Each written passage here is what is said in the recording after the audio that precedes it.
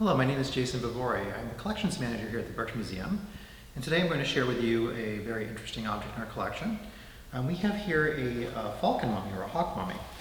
This is an Egyptian piece, Roman era, so we're talking about roughly 30 before the Common Era to almost 400 Common Era. This is a really interesting piece, so for a number of reasons.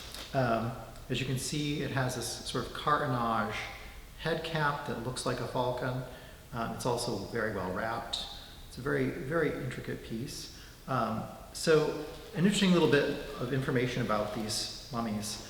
A lot of people tend to think when they think of an animal mummy, they're thinking about a piece that, they're thinking, oh, it must be somebody's pet. And it could be, but more often than not, when it comes to Egyptian mummies of this type, these animal mummies, they were oftentimes offerings in temples.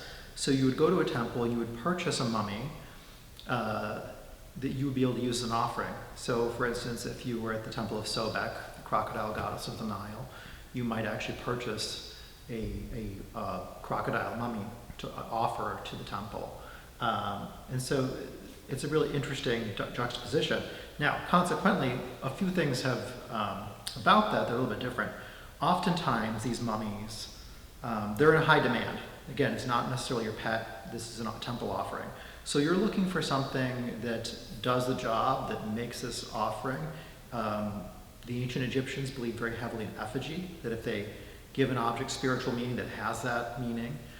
Consequently, it didn't necessarily have to have the whole animal, and there weren't enough to go around. So when you purchased a mummy, sometimes those mummies didn't actually contain a full animal. They might contain a couple of bones, or they might in some cases have very little to nothing in them. Those kind of mummies have oftentimes been referred to as dummy mummies, but it's not really accurate. They were temple offerings, and a priest would have said certain invocations over them, some magic spells that would have essentially made them the equivalent. They would have been in effigy, considered the same as the actual thing.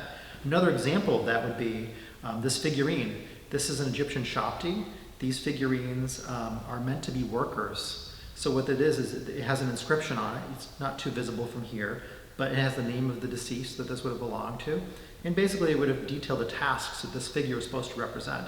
And if the inscription is done correctly and the spells are said correctly, in theory, this figurine would have represented a worker for you in the next life. So it's a very similar sort of concept. So a couple years ago, to move the story on, we sent our hawk mummy here, or falcon mummy, over to the Williamstown Art Conservation Center to have some work done. And while he was there, he was x-rayed. I say he, I don't know for certain it's a he. Anyways, the x-rays showed us that there actually is a full falcon mummy in there, which I wasn't too surprised by. It does have the correct shape. If you look at the piece, you can see that there's definitely a shape like the animal. And sometimes when they don't have that, the mummy wrappings get a little bit more bulbous looking. They don't look like an actual figure. So sometimes you can just tell by looking at it. But ours is a full mummy, which makes it kind of unique. As it's a really cool story, we do have a set of x-rays, which I'm sure we'll be sharing with you.